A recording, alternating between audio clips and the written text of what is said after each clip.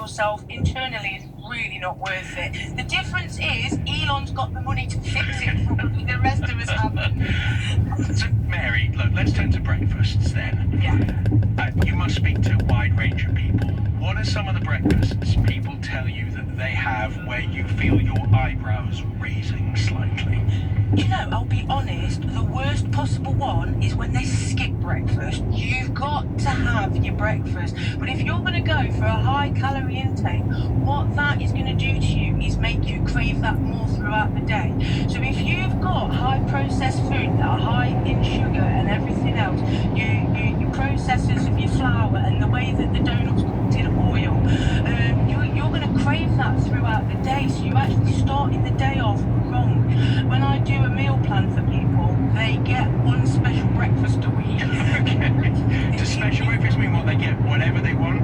Well, you know, if it's a cheat day and it's within their calorie intake for that day, yes, it can be whatever they want. For the rest of the week, we're looking at slow releasing sugars that are better for your mood and help with your concentration. You're looking at your berries, your yogurts, your slow releasing carbs like your porridge, fruit, and, you know, smoothies. You can make smoothies sweet. It doesn't have to be all this processed sugar. At the end of the day, Elon's choosing a really bad choice because it's white sugar as well. That's really, really bad for you, you know, so not a great choice. Elon Musk, are you listening? That was Mary Graham, a nutritional therapist here in the UK, with her thoughts on donuts and breakfast and what you might have instead. Just keeping an eye on a number of stories, looking at the TV screens next to me, I can see a live picture. Well, not a particularly exciting live picture because it's of the seal of the state of Utah's judicial system. That picture is a locked-off shot, as we call it, because the trial has been carrying on in Utah of the civil suit between retired eye doctor and Gwyneth Paltrow, the Oscar-winning actress. The judge has just read out the jury's instructions. He tells the jury, according to a live page, that they must determine whether Paltrow or the eye doctor, optometrist Sanderson, was negligent, whether they both failed to use reasonable care. The court is now taking a break. We'll hear closing arguments from each side's lawyers soon, according to a live page. Each side has about an hour to make their final case. BBC will keep an eye on that story and on all stories as colleagues on the desks either side of me, on the TV studio in front of me, and the TV gallery behind me are working up to their major deadlines in about a minute and 9 seconds time. I'm James Reynolds. You've been listening to OS on the BBC World Service. Thank you for your company. This is the BBC World Service, and on the food chain this week. Dark kitchens once thought of as mysterious places under railway arches are coming into the light, and since COVID, they've diversified. In some local authorities across Europe aren't happy. We'll be hearing how some of the biggest kitchens are trying to fix the problem. The food chain, today at 21:30 GMT.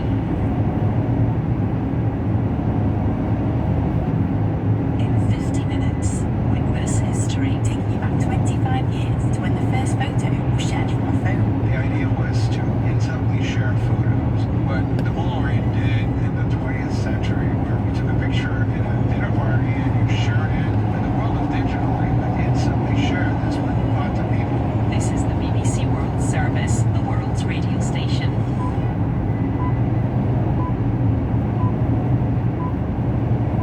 Our guest today on Outlook grew up in South Carolina in foster care. Bobby was often sick, stuck inside at home, unable to play with his friends. It was a lot to deal with. I had underdeveloped lungs, underdeveloped intestines, I had rickets-set lungs. From time to time, I would have asthma attack and I couldn't breathe. Off to the hospital. No, I didn't. And I remember the doctor said a few times, this boy's not going to see his teenage years. But Bobby found solace in music, playing records at home and listening to gospel at church. And you just hear the voices stack, stack, stack.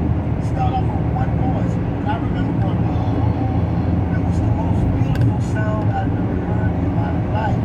It would be through music that Bobby would answer one of the biggest questions in his life, one of lineage and personal history. They just looked at me like I was a ghost. And he looked at me like, wow. And I was like, what does that mean? And he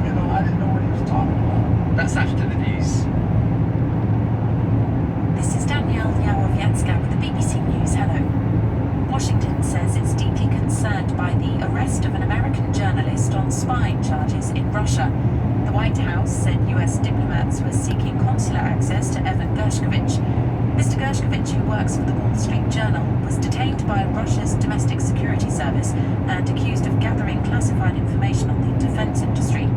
Russia's Foreign Ministry spokeswoman, Maria Zakharova, claimed Mr. Gershkovich's arrest was not related to his job. Я сейчас читаю много I'm материалов. reading a lot of reports in the Western media